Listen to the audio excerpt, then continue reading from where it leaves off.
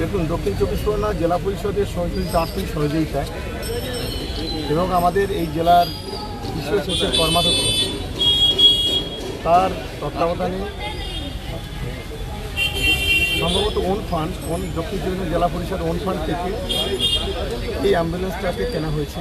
দুখানা অ্যাম্বুলেন্স, এটা ভাঙড় 1 এবং ভাঙড় 2 এই এলাকায় বিভিন্নভাবে এরা পরিষেবা দেওয়া হবে।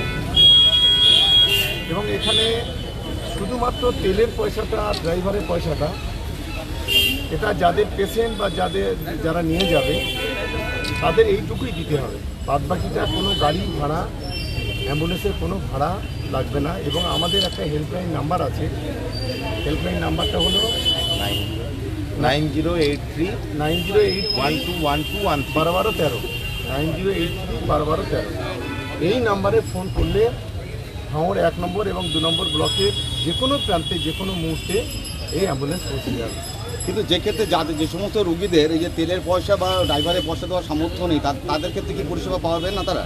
কিন্তু ইতিমধ্যে আমাদের হেল্পলাইন নাম্বারে বলাই আছে যে কেউ যদি হসপিটালে অ্যাডমিশন করাতে না পারে বা কেউ যদি ঔষধ কিনতে না পারে, সেটা আমরা এখান থেকে সহযোগিতা করি। এবং যদি এরকম দুস্থ অসহায় মানুষ যদি কেউ থাকে, যাদের হয়তো তেলের পয়সা দেওয়ার ক্ষমতা নেই, তাদের নিশ্চিতভাবে তারাও আমাদের হেল্পলাইন নাম্বারে ফোন করবেন, তারা তাদের কষ্টের কথা জানাবেন, আমরা নিশ্চিতভাবে সেটা সহযোগিতা করব। এটা কত টাকার প্রজেক্ট? এটা একটা অ্যাম্বুলেন্স, এটা 12 লাখ টাকার উপরে দাম পড়েছে।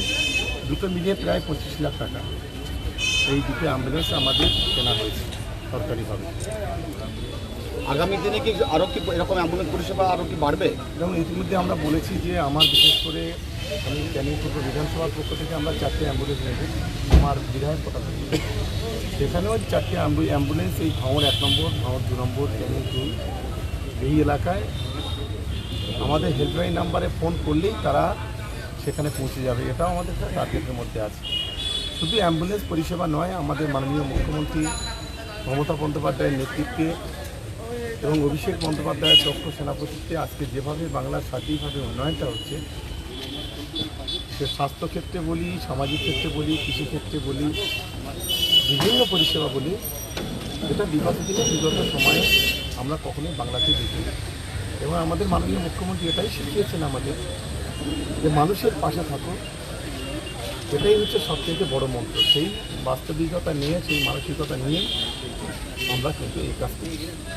কিন্তু বিভিন্ন সময় অভিযোগ ওঠে যে নিশ্চয়যান আছে বা অন্যান্য যে অ্যাম্বুলেন্স পরিষেবা সরকারি আছে, যে পরিষেবাগুলো আছে আর কি, সেগুলো অনেক সময় হেল্পলাইন নাম্বারে ফোন করলে বা পাওয়া যায় না। এক্ষেত্রে এই অ্যাম্বুলেন্স পরিষেবা কতটা কার্যকর হবে? দেখুন, সবাই তো সোনার চামচ গালা দিয়ে তো আসেনি। এখন ঘটনা হচ্ছে নিশ্চয়যান গোটা ভাঙড়ে হয়তো 2 কি 3টে আছে। আর সবসময় সব জিনিসটা পাওয়া যায় না। আমরা সবসময় মাংস ভাত খেতে পারি না, মাছ ভাতও খেতে পারি না। কখনো কখনো সবজি ভাত খেতে হয়, কখনো কখনো আলু ঠাসা দিয়েও ভাত খেতে হয়। তাই স্বাভাবিক কারণে এগুলো মানিয়ে নিতে হবে। 5 লক্ষ করে মানুষ একটা বিধানসভাতে বসবাস করে, 2টো বিধানসভায় 10 লক্ষ মানুষ বসবাস করে। স্বাভাবিক কারণে কখনো